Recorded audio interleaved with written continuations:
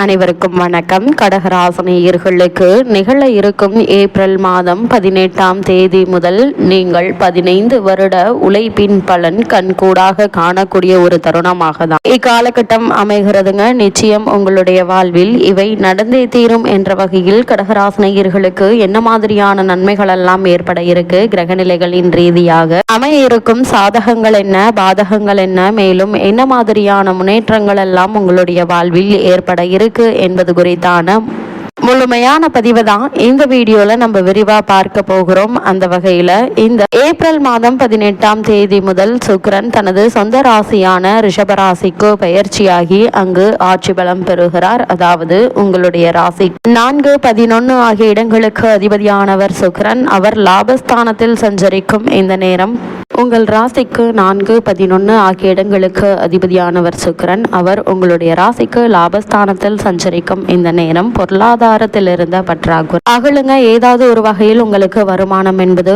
இருந்து கொண்டே இருக்கும். அதே போல சக பணியாளர்களும் அயல்நாடு சென்று வந்து விட்டார்களே, நமக்கு எப்போது அந்த வாய்ப்பு கிடைக்கும் என்று காத்திருந்தவர்களுக்கு உத்தியோக ரீதியான அயல்நாட்டிலிருந்து அழைப்புகள் வரலாங்க. அதற்கான முயற்சிகளை மேற்கொண்டு வரும் கடகராசினியர்களுக்கு சிறந்த ஒரு காலகட்டம் தான் இந்த சுக்கிரனுடைய ரிஷபராசி சஞ்சாரம் அமைகிறது. அதே போல் சுய தொழில் செய்து அதை விரிவுபடுத்த போதுமான மூலதனம் இல்லையே என்று கவலைப்பட்டவர்களுக்கு இப்போது நல்ல வழி பிறக்கக்கூடிய தருணமாக தான் இக்காலகட்டம் அமையிருக்கு என்பது கிரகங்களுடைய சஞ்சார நிலைகள் தெளிவாகவும் உறுதியாகவும் எடுத்து காட்டுதுங்க. கடகராசினியர்களை பொறுத்த வரைக்கும் இக்காலகட்ட கிரக நிலைகளை ஆராய்ந்து பார்க்கும் போது உங்களுடைய ராசிக்கு அஷ்டமத்தில் ராகு சஞ்சரிக்கிறாருங்க. அவரை குரு பார்க்கிறார். அதே நேரம் சனி விலகிவிட்டது. தனாதிபதி சூரியன் உச்சம் பெற்று சஞ்சரிக்கிறார். எனவே பொருளாதார நிலை திருப்தி தரக்கூடிய ஒரு தருணமாக இக்காலகட்டம் அமைகிறதுங்க. புனித பயணம் அதிகரிக்குங்க. எதிர்கால முன்னேற்றம் கருதி எடுத்த முயற்சி வெற்றி தரக்கூடிய ஒரு தருணமாக தான் இத்தருணம் அமைஞ்சிருக்குது. பாக பிரிவினை நல்ல முடிவிற்கு வருங்க. அதே போல் அதிகார வர்க்கத்தினர்களின் ஆதரவோடு எடுத்த முயற்சிகள்ல வெற்றி காணக்கூடிய ஒரு தருணமாகவும் இத்தருணம் அமைகிறது. புதன் நீச்சம் பெறுவது யோகம் தாங்க.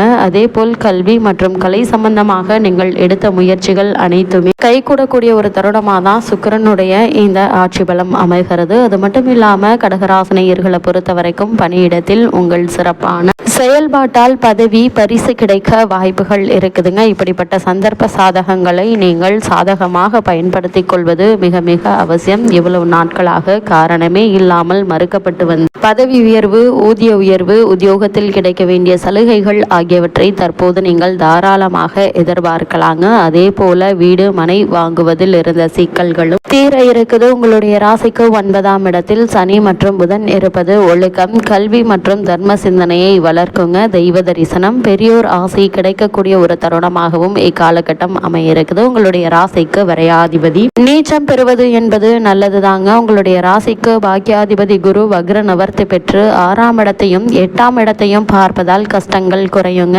நஷ்டங்கள் மட்டுப்படக்கூடிய ஒரு தருணமாகவும் சுக்கிர பயிற்சி அமைகிறது. அது மட்டும் இல்லாமல் கடகராசினியர்களை பொறுத்த வரைக்கும் மருத்துவ செலவுகள் அதிகரிக்கும். அதனால் உங்களுக்கு சிறு உடல் உபாதை என்றாலும் கூட உடனே மருத்துவரிடம் அணுகி அதற்கான சிகிச்சை பெறுவது தேவையில்லாத வீண் விரய செலவுகளை குறைக்க உதவுங்க. கணவன் அல்லது மனைவியினுடைய ஆரோக்கியத்தில் கவனமாக இருங்க. உங்களுடைய ராசிக்கு 12ஆம் இடத்தில் குரு இருப்பதால் சேமிப்புகள் குறையும். குடும்ப உறவுகள் இடைவெளி ஏற்படலாங்க. அதே போல் 8ஆம் இடத்தில் ராகு இருப்பது திடீர் சிக்கல்கள் மற்றும் மன அழுத்தத்தை தருவதற்கான வாய்ப்புகள் இருக்கு. எந்த ஒரு முடிவாக இருந்தாலும் ஒரு முறைக்கு இருமுறை ஆழ்ந்து யோசித்து சிந்தித்து செயல்படும் போது நல்ல முன்னேற்றத்தை இப்போது நீங்கள் தாராளமாக எதிர்பார்க்கலாம் என்பது கிரகங்களுடைய சஞ்சார நிலைகள் தெளிவாகவும் உறுதியாகவும் எடுத்துக்காட்டுது. அது மட்டும் இல்லாம கடகராசினியர்களை பொறுத்த வரைக்கும் இந்த சுக்கிர பயிற்சி நிகழக்கூடிய தருணங்கள்ல மற்ற கிரகங்களுடைய சஞ்சார நிலைகளை ஆராய்ந்து பார்க்கும் போது உங்களுடைய ராசிக்கு 3, 12 ஆகிய இடங்களுக்கு அதிபதியானவர் புதன். அவர் தொழில் ஸ்தானத்திற்கு வரும்போது தொழில் வளர்ச்சியில் இருந்த குறுக்கீடுகள் அனைத்து அகல இருக்குதுங்க. என்ன முயற்சிகளை நீங்கள் மேற்கொண்டாலும் அவற்றில் நிச்சயம் உங்களுக்கு வெற்றி கிடைக்குங்க. தொழில் வளர்ச்சியில் இருந்த குறுக்கீடுகளும் அகல இருக்கு. கூட்டு தொழில் தனித்தொழிலாக மாற்ற எடுத்த முயற்சியும் உங்களுக்கு வெற்றி பெற இருக்கு என்பதால் அதற்கான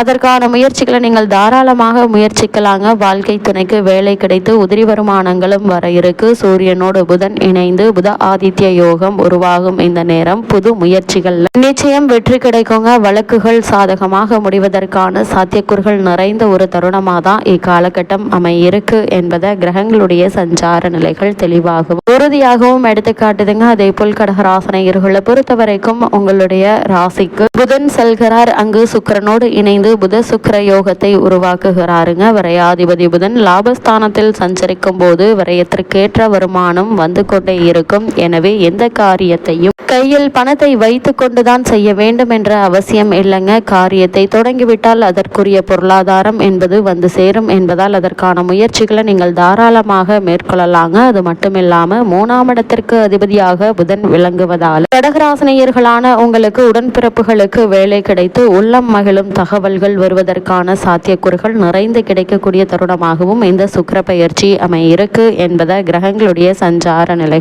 தெளிவாகவும் உறுதியாகவும் எடுத்துக்காட்டுது. அதேபோல் கடகராசினியர்களை பொறுத்த வரைக்கும் உங்களுடைய ராசிக்கு 5, 10 ஆகிய இடங்களுக்கு அதிபதியானவர் செவ்வாய் யோகம் செய்யும் கிரகம் 10ல் சஞ்சரிப்பதால் இக்காலம் ஒரு பொற்காலமாக அமையிருக்குங்க. குறிப்பா கடகராசினியர்களான நீங்கள் இடம் பூமி சேர்க்கையும் வீடு கட்டும் யோகமும் உண்டு என்பதால் அதற்கான முயற்சிகளை தாராளமாக முயற்சிக்கலாம். பிள்ளைகளின் எதிர்கால நலன் கருதி எடுத்த முயற்சி வெற்றி பெற இருக்கு. வாங்கிய சொத்தை விற்று விட்டோமே என்று கவலைப்பட்டவர்களுக்கு இடம் பூமி வாங்கும் யோகம் இருக்குதுங்க. அதே போல இத்தருணங்கள்ல மிக முக்கிய கிரகம் என கருதக்கூடிய செவ்வாய் மற்றும் சனியினுடைய சேர்க்கை மீன ராசியில் ஏற்படுகிறது. அதாவது உங்களுடைய ராசிக்கு 5, 10 ஆகிய இடங்களுக்கு அதிபதியானவர் செவ்வாய், அதே போல் 7, 8 ஆகிய இடங்களுக்கு அதிபதியானவர் சனி. இந்த 2 கிரகங்களும் உங்களுடைய ராசிக்கு பாக்கியஸ்தானத்தில் சேர்வது என்பது அவ்வளவு நல்லதல்லங்க. இருந்தாலும் கூட குடும்பத்தில் பிரச்சனைகள் தலை தூக்கும். அதனால் ஒருவருக்கொருவர் விட்டு கொடுத்து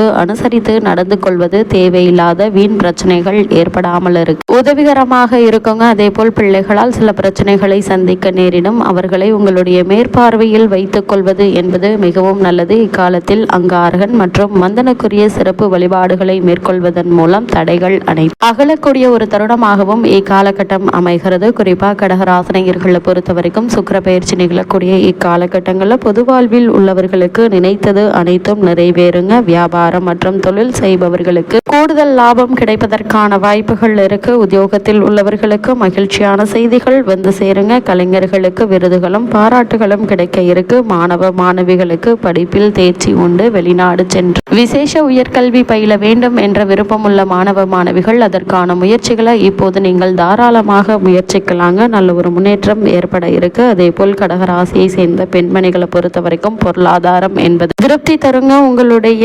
உங்களுடைய பெயரிலேயே தொழில் தொடங்கும் வாய்ப்பு உண்டு என்பதால் அதற்கான முயற்சிகளிலும் சிறந்த முன்னேற்றம் ஏற்படக்கூடிய ஒரு தருணமாக தான் இக்காலகட்டம் அமையிருக்கு. இத்தருணங்கள் கிரகநிலைகளின் ரீதியாக கூறப்படும் பரிகாரம் என்று பார்க்கும்போது துர்க்கை வழிபாடு துயரங்களை போக்கும் வழிபாடாக அமைகிறது.